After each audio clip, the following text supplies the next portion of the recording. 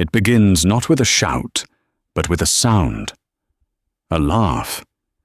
It wasn't a sound of joy or mirth, but a sharp, glittering thing like a shard of glass catching the cold courthouse light. That laugh came from a young woman, her lips painted a defiant crimson as she looked at the pregnant wife standing opposite her in divorce court. She was the mistress, the victor, and she wanted everyone to know it. The betrayed wife, Eleanor, felt the sound pierce her deeper than any insult. But as the echo of that cruel laugh faded, another sound took its place, the soft, deliberate tap of a gavel. And the judge, a woman who had seen everything, leaned forward. What she said next wasn't just a reply. It was a reckoning that would shatter every life in that room. Eleanor Vance believed in the architecture of a life well built. Her marriage to Richard Sterling was supposed to be a cathedral, a grand structure of mutual respect, shared dreams and enduring love erected on a foundation of his ambition and her unwavering support. Their penthouse apartment, overlooking the sprawling metropolis of Astoria, felt like its magnificent spire. Floor-to-ceiling windows drank in the city lights, reflecting off polished marble floors, and the curated collection of modern art that Eleanor, with her background as a gallery curator, had so painstakingly assembled. It was a life that looked perfect from the outside, a masterpiece of domestic success. But lately the cathedral had felt less like a sanctuary, and more like a mausoleum. The silence between them had grown vast and hollow, echoing with unspoken words. Richard, a titan in the cutthroat world of private equity, was becoming a ghost in his own home. He'd return late, the scent of an unfamiliar perfume clinging to his bespoke suits, his phone a constant glowing barrier between them.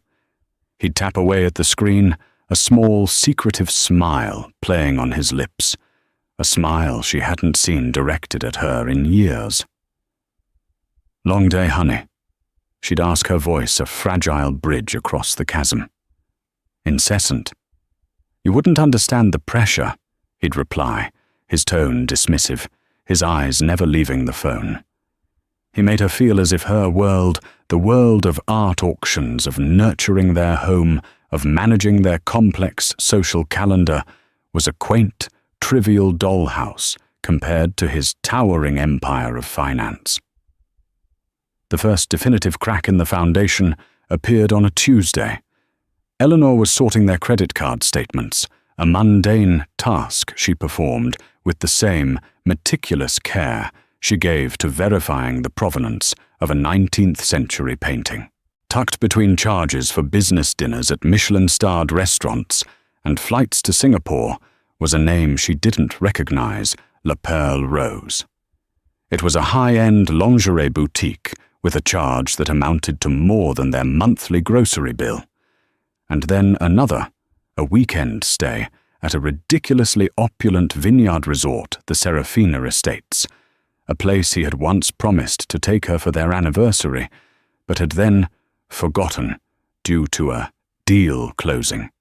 Her heart hammered against her ribs, a frantic bird trapped in a cage. She knew. In that cold, clinical moment of financial accounting, the emotional truth she had been avoiding crystallized. It was a betrayal not just of passion, but of partnership.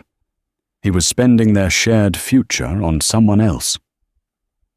That same week, she had visited her doctor for a checkup, feeling a persistent fatigue she'd blamed on stress. The doctor's words had upended her world in a completely different way. "Congratulations, Mrs. Sterling. You're about 12 weeks along. Pregnancy. A baby." A tiny miraculous life was growing inside her. For a fleeting moment, a wave of pure, unadulterated joy washed over the anxiety. This could be the repair, the mortar to fix the cracks. A child would bring them back together, rebuild their cathedral on a new, unshakable foundation.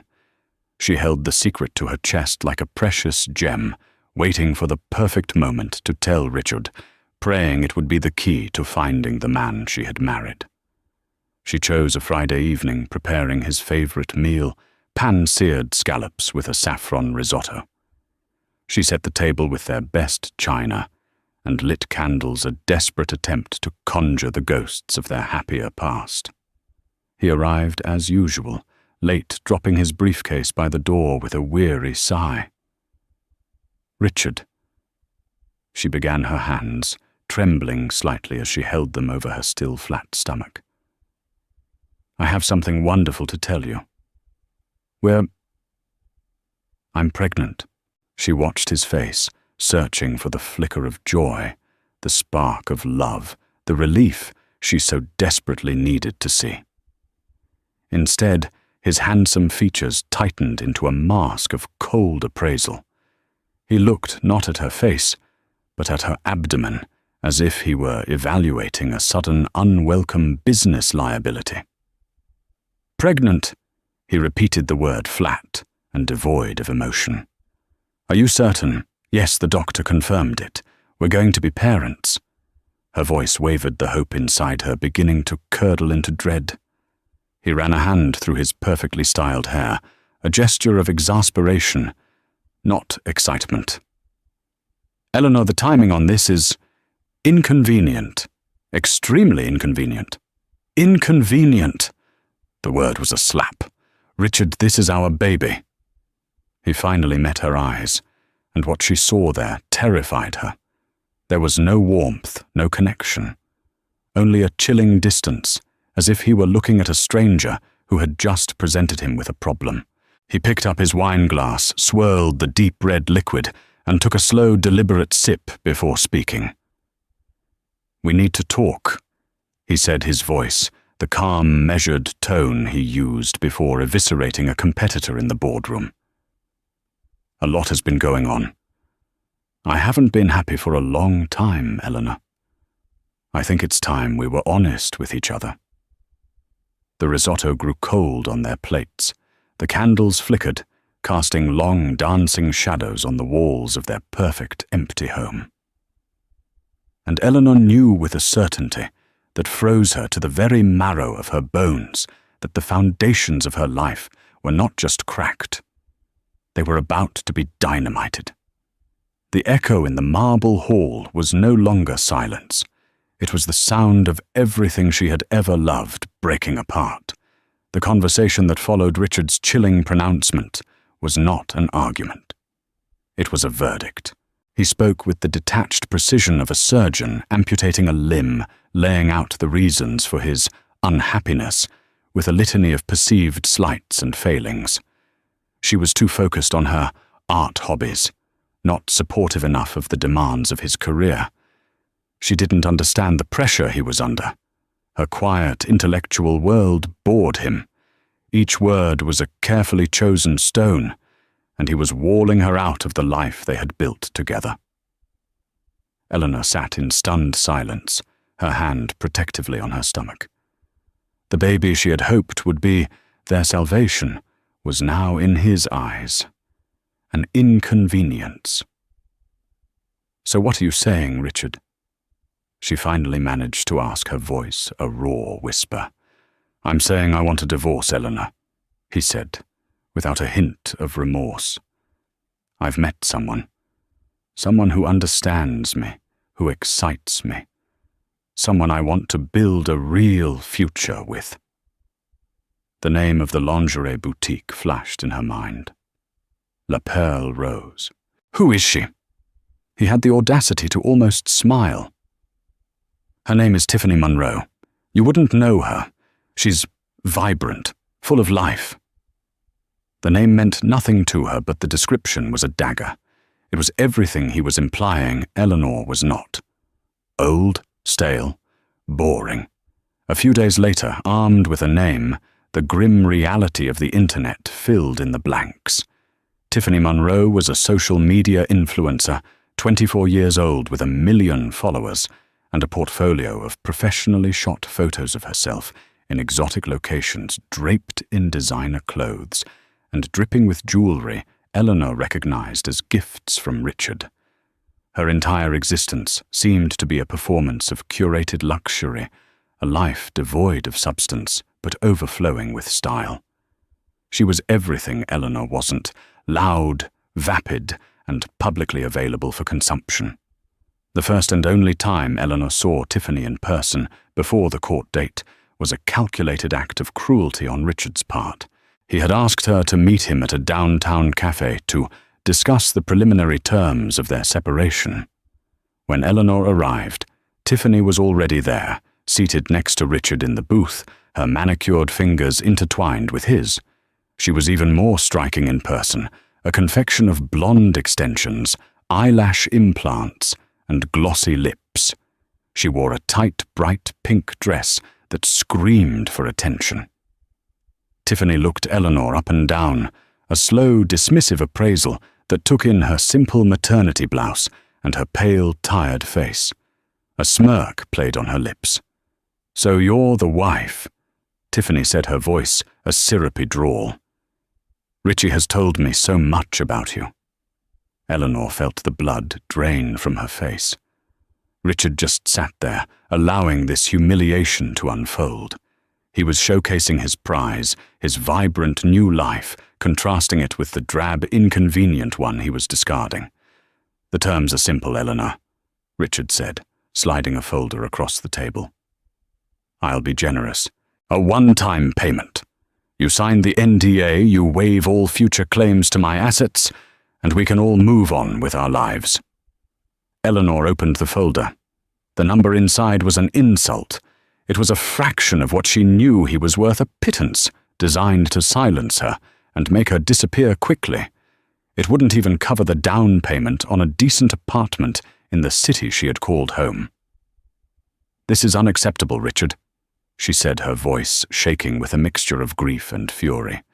"I helped you build your company. Our assets are intertwined, and I am carrying your child." Tiffany let out a little titter. "Don't be dramatic. It's not like you were slaving away in some coal mine. You bought paintings. Anyone can do that." The sheer ignorance of the comment, the dismissal of her expertise, and the years she had dedicated to creating their home and managing their investments was staggering. That was the moment Eleanor's grief hardened into resolve. The cathedral was in ruins, but she would not be buried in the rubble. "I'll see you in court, Richard," she said, pushing the folder back across the table. She stood her back straight and walked out of the cafe without a backward glance, the sound of Tiffany's light, mocking laughter following her out into the street. The next day she found Ava Chen. Ava was a lawyer whose name was whispered in circles of women who had been wronged by powerful men. She wasn't a bulldog from a big, flashy firm. She operated from a modest, elegant office in a historic brownstone, her walls adorned not with awards, but with impressionist prints. Ava was sharp, empathetic, and had a reputation for being meticulously thorough. She listened to Eleanor's story patiently, her gaze never wavering. She reviewed the insulting settlement offer with a thin, unimpressed smile. Men like Richard Sterling believe they are kings. Ava said, her voice calm, but with an undercurrent of steel. They build their castles and they think everyone else is just a part of the scenery. They forget that the person who decorated the castle knows exactly where all the secret passages are. He's underestimating you, Eleanor. That's his first mistake. Our job is to make sure it's his last. For the first time in months, Eleanor felt a flicker of hope. It wasn't the hope of reconciliation, but the hope of justice. She was no longer just a betrayed wife. She was a woman preparing for battle with a quiet, brilliant general by her side. The war for her future and the future of her unborn child had just begun. The family courtroom was a sterile, impersonal space, all polished wood and muted beige tones designed to leach the passion out of human misery. Yet the air was thick with it. On one side sat Eleanor and her lawyer, Ava Chen. Eleanor wore a simple dark blue maternity dress, a conscious choice to project sobriety and dignity. Her every movement was deliberate, an attempt to contain the maelstrom of emotions raging within her. The baby, her silent witness, kicked gently against her ribs. On the other side was the spectacle, Richard Sterling, looking imperious and bored in a suit that cost more than Eleanor's first car, and next to him, Tiffany Monroe. Tiffany was not a defendant or a plaintiff. Her presence was purely for effect. She was a living, breathing trophy of Richard's victory. She wore a form-fitting white dress, a color of mocking innocence, and her blonde hair was styled in perfect cascading waves. She whispered constantly in Richard's ear, occasionally giggling into her hand, treating the solemn legal proceedings as if they were a tedious opening act for a much more interesting party. Their lawyer, Desmond Croft, a man with a perpetually smug grin and a reputation for brutal litigation, sat beside them, shuffling papers with an air of practiced nonchalance. The proceedings began, and Croft immediately went on the offensive.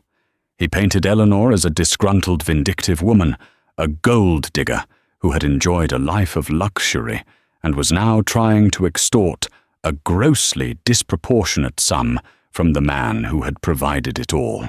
He minimized her contributions to the marriage, referring to her career as a curator, as a charming hobby, and their shared assets as Mr. Sterling's sole achievements. Mrs. Sterling did not contribute to the acquisition of these assets in any meaningful financial way. Croft argued, his voice booming with false sincerity. She was a beneficiary of Mr. Sterling's genius and hard work, not a partner in it. Ava Chen remained poised, making careful notes, her expression unreadable. Eleanor's knuckles were white as she gripped the edge of the table. Every word was a lie, a distortion of the years she had spent advising Richard on art investments that had yielded millions managing their properties and building the social network that had been crucial to his early success. The judge, a woman in her late 50s named Isabella Rossi, watched the proceedings with an unnerving stillness. Judge Rossi was known for her sharp intellect and her utter intolerance for courtroom theatrics. Her dark eyes missed nothing. The flashpoint came when Ava began to discuss the issue of child support and the future costs associated with raising the child. Given Mr. Sterling's declared income and established lifestyle, Ava stated calmly, "We are petitioning for a comprehensive trust to be established for the child's education and well-being, in addition to standard monthly support." Croft scoffed. "Your Honor, this is premature.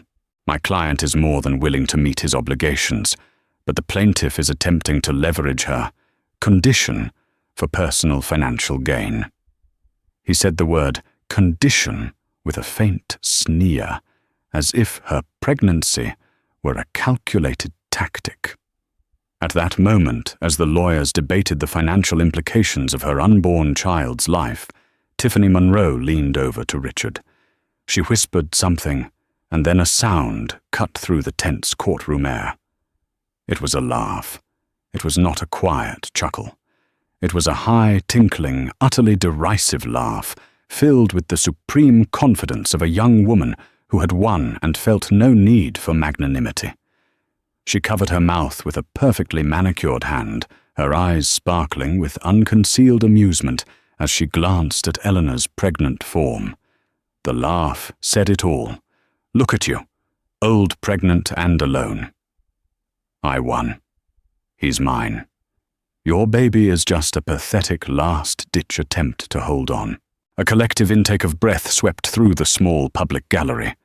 Desmond Croft's smug smile faltered. Richard shot Tiffany a warning look, but it was too late. The sound, so out of place and so full of malice, hung in the air like a poisonous vapor. Eleanor felt as if all the air had been punched from her lungs. The humiliation was a physical blow, hot and sharp. Tears pricked at the corners of her eyes, but she refused to let them fall. She would not give them the satisfaction.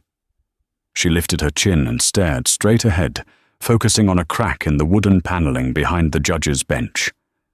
Judge Rossi, who had been looking down at her papers, slowly raised her head. Her face was a thundercloud. The room fell into a dead, absolute silence, broken only by the hum of the overhead lights. The judge's gaze did not fall on the lawyers or on Eleanor.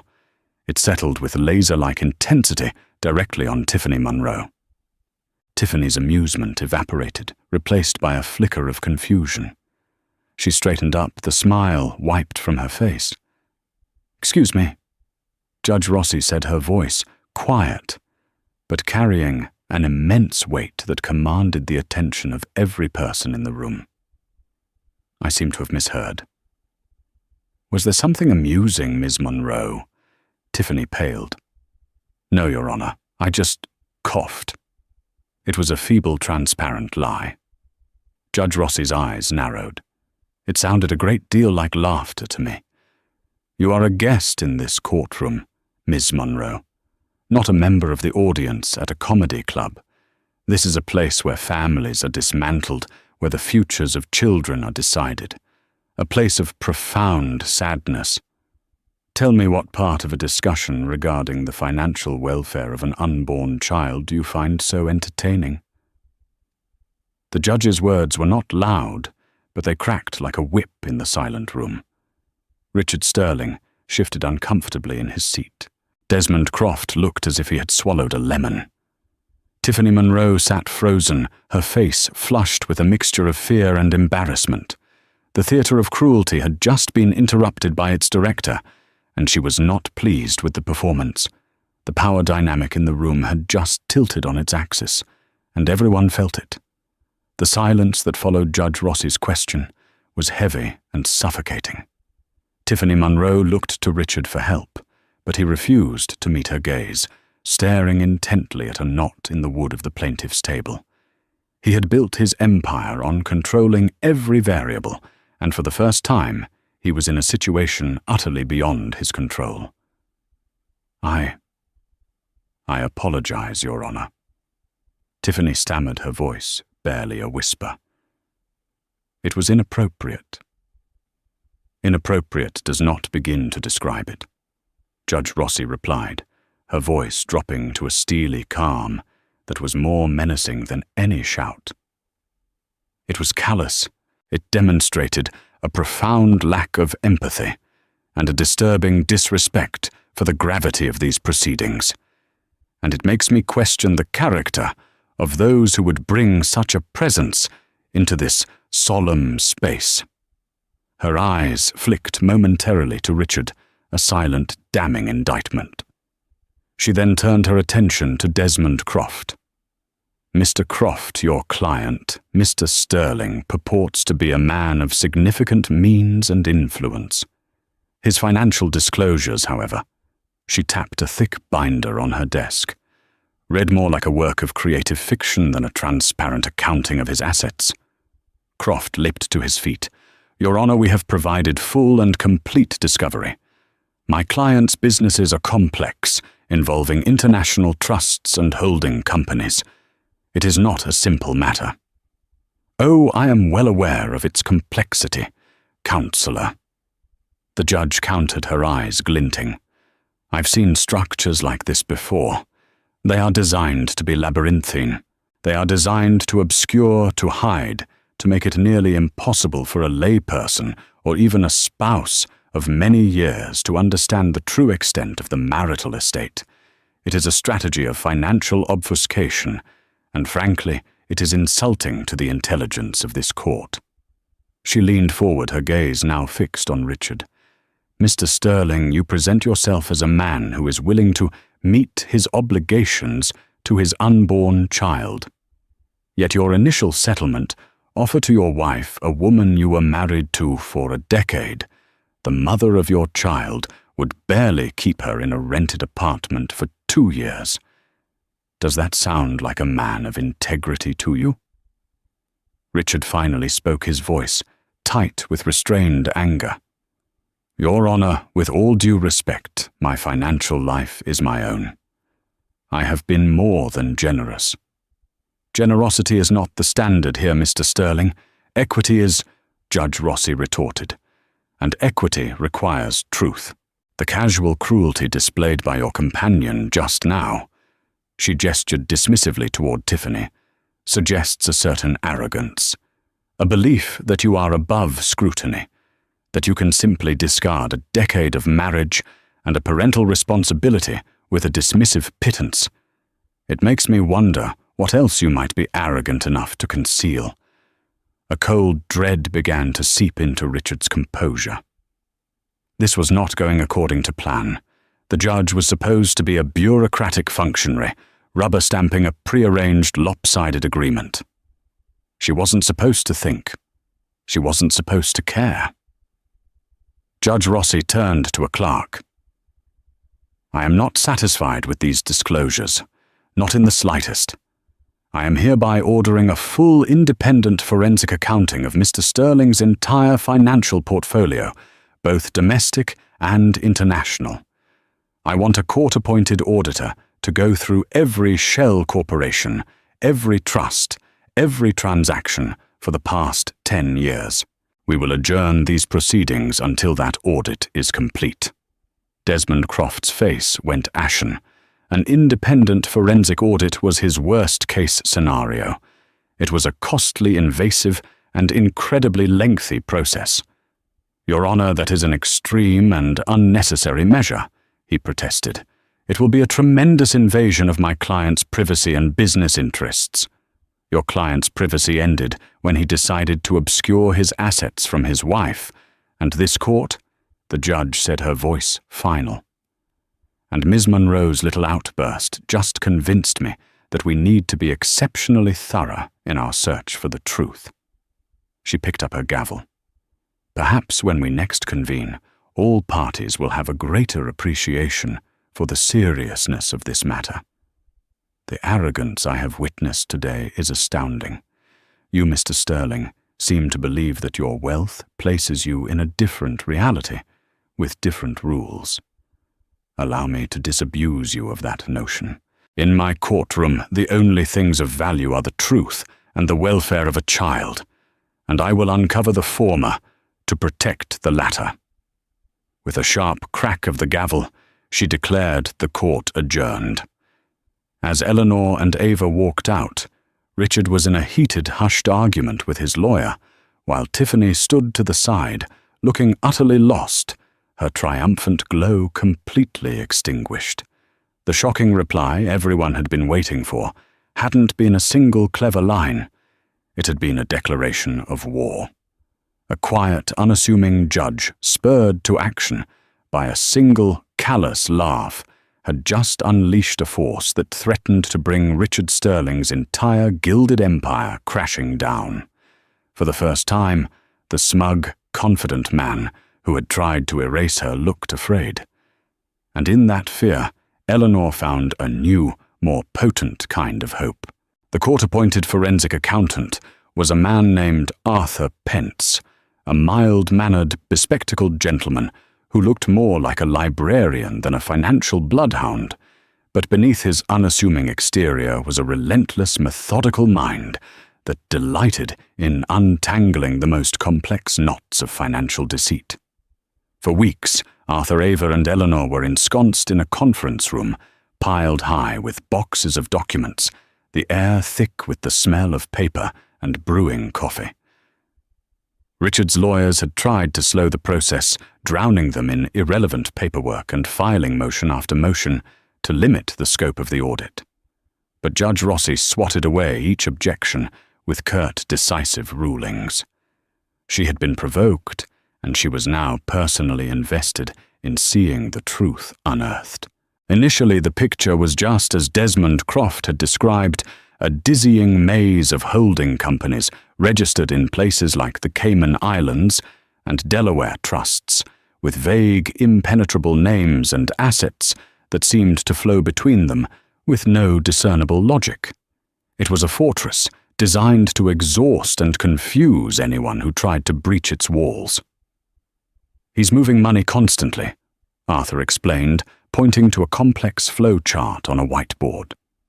He buys an asset through one LLC, sells it to another, he secretly controls at an inflated price to create a paper loss, then leverages it through a trust in a third country. It's a shell game on a global scale. The breakthrough came from an unexpected place, Eleanor's charming hobby. While sifting through a box of insurance manifests and acquisition records for their art collection, she noticed something odd. There was a painting, a moderately famous piece, by a mid-century abstract artist named Alistair Finch, that she knew Richard had purchased 5 years ago for $1.5 million. It was listed on the official asset disclosure as being valued at the same amount. "That's not right," Eleanor murmured, pulling the file. "The market for Finch has exploded in the last 3 years. I told Richard this piece was a major acquisition and would appreciate significantly. It should be worth at least $4, maybe $5 million by now. He's probably just undervaluing it to lower the total marital asset pool," Ava suggested. "No, it's more than that," Eleanor insisted, a flicker of memory igniting in her mind.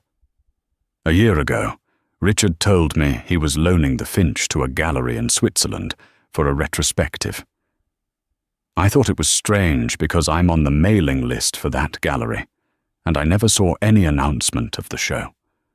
I asked him about it later, and he said it was cancelled. On a hunch, Ava used her international legal contacts to inquire with the Swiss gallery. The gallery director's response came back within a day. They had no record of ever planning a retrospective for Alistair Finch. The painting had never been there. "So where is it?" Arthur asked. Eleanor's mind was racing. She remembered Richard's obsession with a particular private storage facility, one that offered climate-controlled vaults and extreme discretion, located near a private airfield. It was where he kept sensitive documents. On another hunch, she recalled the name of the facility, Argentum Secure Storage. With a new subpoena, granted swiftly by Judge Rossi, they gained access to the storage facility's records. They discovered Richard didn't just have a document box there. He had a massive climate-controlled vault leased under a shell corporation named Viridian Holdings. When the auditors opened the vault, it was like discovering a pharaoh's tomb. It was a private secret museum. The Alistair Finch painting was there alongside at least a dozen other major works of art that Eleanor had never seen before. There were sculptures, rare manuscripts, and a collection of antique watches. None of these items had been declared on any financial statement. He hadn't just undervalued their shared collection. He had a completely separate secret collection, worth a conservative estimate of over $30 million. But the most damning discovery was in a locked briefcase at the back of the vault. Inside were documents for yet another series of offshore entities. These weren't just for hiding marital assets. The paperwork, which included forged provenance records for several paintings, detailed a systematic scheme of art-based money laundering. Richard was buying art with undeclared income, using the secret vault to store it, then selling it through his offshore companies to clean the money, often to himself, before using it for other investments. "My God," Arthur breathed, looking at the papers. "This is beyond a divorce case. This is federal-level financial crime. He's not just hiding money from you, Eleanor. He's hiding it from the IRS and likely from his own business partners." Eleanor felt a wave of nausea. The man she had been married to was a stranger. His entire empire, the source of his arrogance and power, was built on a foundation of lies far deeper than mere infidelity. Tiffany Monroe wasn't the cause of their marriage's end. She was just a symptom of the profound corruption within the man himself. She was a cheap, disposable decoration he had purchased with stolen money. Ava Chen looked at Eleanor, her eyes full of a grim, steely light. "He thought you were just a curator." "A decorator," But you were the one person in the world with the expertise to see the one lie that could unravel everything. They now had more than just leverage for a divorce settlement. They had a nuclear bomb. The unraveling of the Sterling Empire had begun not with a banker or a regulator, but with a betrayed wife who knew the true value of a painting. The second court session was a world away from the first. The atmosphere was no longer merely tense, it was electric with impending doom. Richard Sterling and Desmond Croft sat at their table, but their previous swagger was gone, replaced by a rigid, brittle anxiety. Tiffany Monroe was conspicuously absent. The news of the court-ordered audit and the seizure of the secret vault's contents had clearly spooked her. Her brand of loyalty didn't extend to federal investigations. Eleanor walked in with Ava, her posture erect, her gaze steady. She was no longer the victim. She was the catalyst. She exuded a quiet power that seemed to diminish Richard, making him look smaller in his expensive suit. Judge Rossi entered and took her seat, her expression severe. "Mr. Croft," she began without preamble, "I have read the preliminary report from the forensic auditor. It makes for compelling reading." Ava Chen stood. "Your Honor, the audit has revealed that Mr. Sterling has willfully and systematically committed perjury in his financial disclosures. He has failed to declare assets conservatively estimated at over $30 million held in a secret vault under a shell corporation." She proceeded to lay out the evidence with devastating precision. The art, the watches, the manuscripts. For each item she presented the auditor's valuation. The numbers hung in the air, each one a testament to Richard's greed. Desmond Croft attempted to argue, "Your Honor, these items were personal investments made by my client, separate from the marital estate." "Separate," Ava cut in, her voice sharp. "The funds used to purchase these assets were siphoned directly from accounts and businesses that are marital property. We have the wire transfers to prove it. He wasn't just hiding assets, Your Honor. He was actively stealing from his own wife." Richard's face was a mask of fury. He was a king watching his castle be dismantled brick by brick in front of a public audience.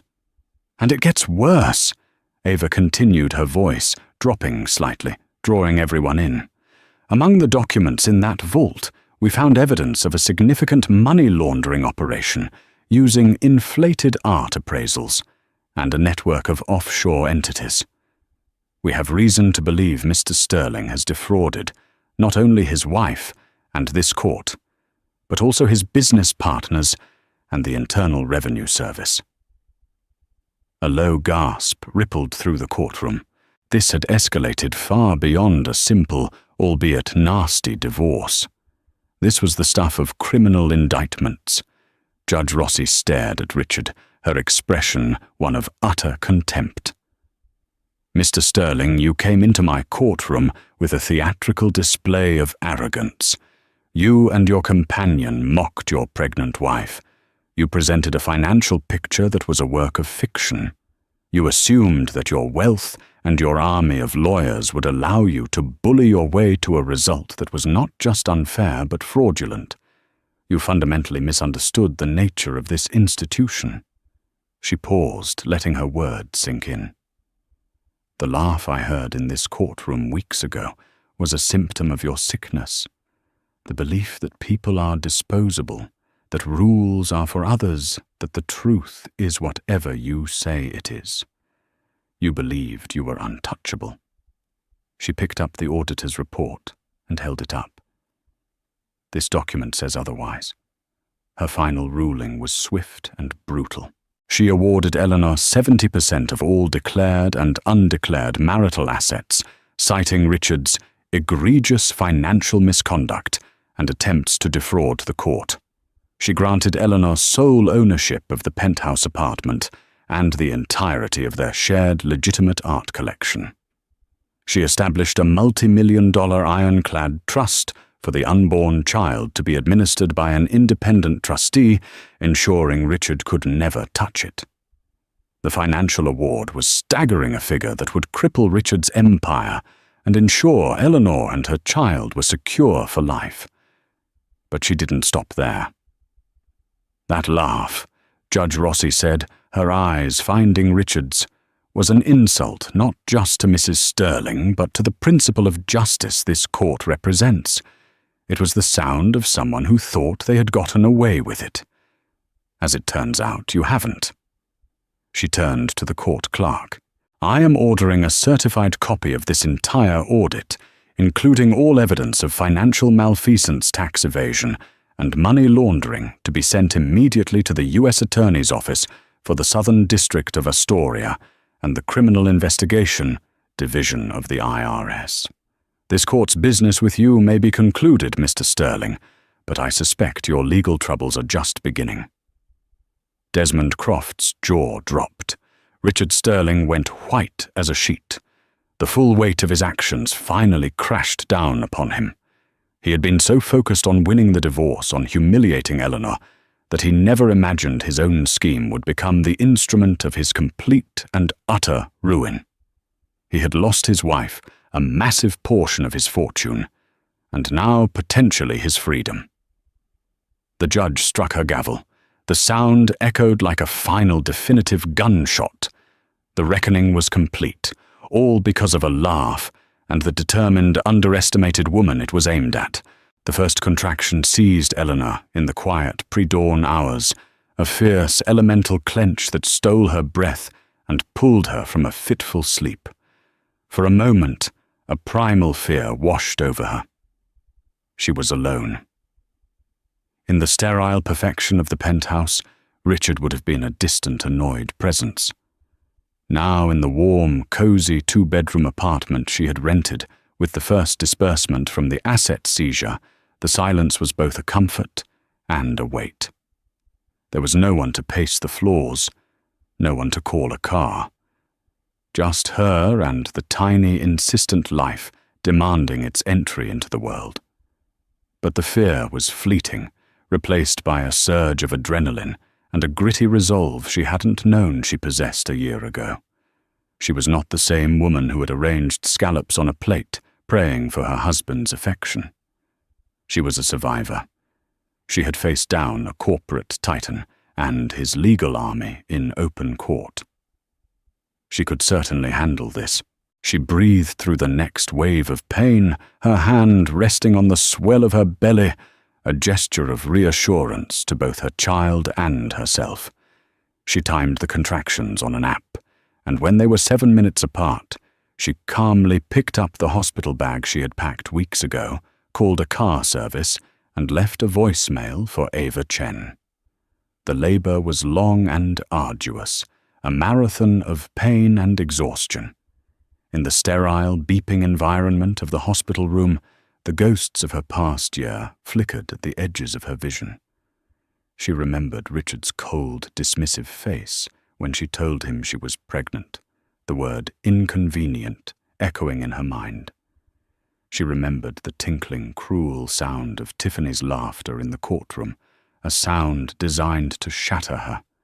She remembered the long, grueling nights with Arthur Pence, the forensic accountant, the dizzying columns of numbers, and the slow, dawning horror of her husband's deep-seated corruption.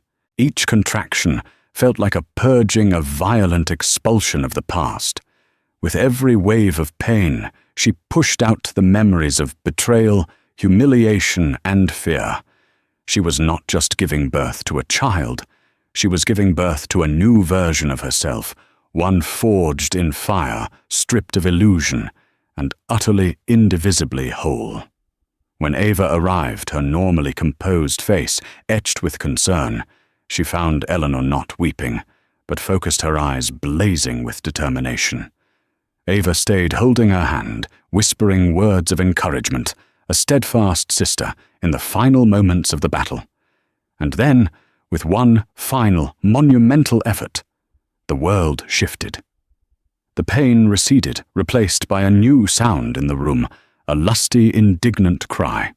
A nurse placed a warm, wriggling bundle on her chest. Eleanor looked down at the tiny wrinkled face, the tuft of dark hair, the impossibly small fingers that curled instinctively around her own. A wave of love so pure and overwhelming it was almost painful crashed over her. All the bitterness, all the anger she had carried for months, dissolved in that instant, washed away by a fierce, protective devotion. "She's beautiful, Eleanor," Ava whispered, tears in her eyes. "What's her name?" Eleanor looked at her daughter, this small, perfect creature, who had been her silent witness, her anchor through the storm. This child conceived at the end of a marriage, but born at the beginning of a new life. She was the physical manifestation of a future Eleanor had fought for. There was only one name that felt right. "Hope," Eleanor said, her voice thick with emotion. "Her name is Hope." The first few months of Hope's life were a blur of sleepless nights and chaotic, beautiful days. Eleanor's new apartment, unlike the cavernous penthouse, quickly filled with the lived-in clutter of a real home. A swing in the living room, a brightly colored playmat on the floor, baby books stacked on the coffee table next to art auction catalogues. The silence was no longer empty. It was filled with Hope's soft coos, her gurgling laughs, and often her demanding cries. Eleanor learned the rhythms of her daughter, the language of her needs, and in doing so, discovered a deep well of patience and strength within herself. One brisk afternoon, Ava came to visit, bringing with her a bottle of expensive champagne, "For you, you've earned it," and a plush giraffe for Hope. As Eleanor rocked the baby, Ava sat on the sofa, her briefcase open on the cushion beside her. She had become more than a lawyer. She was a confidant, a friend, the godmother to her child. "So it's officially over," Ava said, her tone a mixture of professional satisfaction and personal relief. Richard's legal team finally saw the writing on the wall. The U.S. attorney had him dead to rights with the money laundering charges. They tried to play hardball, but the evidence from our audit was a fortress. They couldn't find a single crack. "What was the final deal?" Eleanor asked, her gaze fixed on Hope's sleeping face. "He pled guilty to 1 count of conspiracy to commit money laundering and 2 counts of tax evasion," Ava explained. "In exchange, they dropped the other charges. He was sentenced to 5 years in a minimum security facility. With good behavior, he'll be out in a little over 3. He had to forfeit nearly every liquid asset to the government to cover the fines and back taxes. The sterling name, once a mark of financial genius, is now synonymous with fraud. He's been publicly disgraced." Eleanor felt a strange sense of detachment, as if hearing about the fate of a character in a book she had read long ago. The man who had wielded so much power over her was now just a name on a legal document. A federal inmate number. And Tiffany? She asked the question less about the woman herself, and more about closing the final trivial loose end. Ava let out a humorless laugh. The fall of the House of Monroe was even faster. Her entire brand was built on being the arm candy of a mogul. When the mogul turned out to be a criminal, her sponsors dropped her overnight. She was sued by 2 luxury brands for devaluing their image.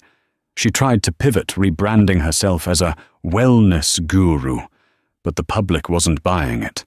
Her comment sections were a wasteland of mockery. The last I saw, she'd made her accounts private. She tried to sell a tell-all story to the tabloids, but they said she was old news. She was a disposable accessory, and she's been disposed of. Eleanor nodded slowly, a quiet sadness touching her, not for Tiffany, but for the profound emptiness of a life built on such a flimsy foundation. She looked down at Hope, her tiny chest rising and falling in a peaceful rhythm. This was real, The weight of her daughter in her arms was real. The love she felt was real. Everything Richard and Tiffany had stood for was an illusion. With the legal battles behind her and her footing as a mother becoming more secure, Eleanor turned her attention to her own professional future. She used a portion of the settlement, a settlement so substantial it guaranteed her and Hope's security for life, to make her dream a reality. She leased a space in a historic brownstone in the heart of the city's gallery district and officially launched Vance Art Advisory. The day the sign was installed above the door with her name in elegant brushed gold letters was a landmark. It wasn't Mrs. Richard Sterling. It was Eleanor Vance, her own name, her own business, her own legacy. Her first major client was a young tech entrepreneur who had recently sold his company and wanted to build a collection, with meaning not just as an investment. He was intimidated by the art world's stuffiness and jargon. Eleanor guided him with a steady, knowledgeable hand, her passion for the art infectious. She wasn't just selling paintings, she was telling stories, connecting him to the history and emotion behind each piece. Her reputation began to grow. She was known for her sharp eye, her unimpeachable integrity, and her ability to make art accessible. The centerpiece of her new office gallery was the Alastair Finch painting. The day it was delivered uncrated from its protective cocoon was intensely emotional. It was the object that had started it all. A lie of omission, a secret he thought was safely buried. She ran her hand over the textured surface, the bold strokes of color. To Richard, it had been a mere financial instrument, a cog in his machine of deceit. To her, it was a masterpiece, and now a symbol of her liberation.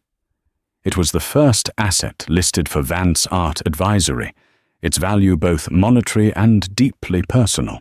It was a constant, beautiful reminder that her supposed hobby had in fact been her sharpest weapon. One evening, months later, Eleanor was working late. Hope was sleeping peacefully in a bassinet by her desk. She was finalizing a proposal for a new client, a small regional museum looking to acquire contemporary pieces. The office was quiet, the city lights twinkling outside the large bay window. She felt a profound sense of peace, a rightness to her world that had been absent for so long. On her desk was a small lacquered box. She opened it. Inside were a few mementos from her old life, including a photo from the early days of her marriage to Richard. They were on a trip to Italy, both of them, young, smiling, looking genuinely happy. For a long time, looking at that photo had been agonizing. It represented a promise that had been broken, a love that had soured into something ugly. Now she looked at the young woman in the photo with a sense of compassion. That woman hadn't known what was coming. She hadn't known the depths of her own strength. Eleanor no longer mourned for her or the life she had lost. That life had been a gilded cage, beautiful on the outside, but empty within. She gently placed the photo back in the box and closed the lid, not with anger or sadness, but with the simple, quiet finality of closing a book whose story was finished. She picked up Hope, her daughter stirring in her sleep, and walked over to the window. Below the city hummed with life, a million stories unfolding in the night. She held her daughter close, breathing in her sweet, milky scent. Richard had tried to define her as a discarded wife. The world might have seen her as a victim, but she had refused both labels. Her life was no longer a structure someone else had built for her, a cold cathedral of marble and glass. It was a canvas, vast and white and waiting. And she, Eleanor Vance, was the artist. With hope in her arms, she looked out at the endless lights, a world of possibility at her feet. She was ready to paint. Eleanor's story is a powerful reminder that true strength isn't about being untouchable. It's about resilience. It's about standing firm in your own truth, even when the world tries to tell you you're worthless. A single cruel laugh was meant to be the final word in her humiliation, but instead it became the first note in her anthem of triumph. She was underestimated, dismissed and wronged, but she transformed her pain into power, using the very knowledge her husband belittled to uncover his web of deceit. Justice in the end wasn't just about the money. It was about reclaiming her narrative and building a new, better life on her own terms. What did you think of the judge's final decision? Was it justice or was it revenge? Let us know your thoughts in the comments below. If this story of strength and vindication resonated with you, please give this video a thumbs up and share it with someone who might need to hear it. And don't forget to subscribe and hit the notification bell so you won't miss our next real-life drama.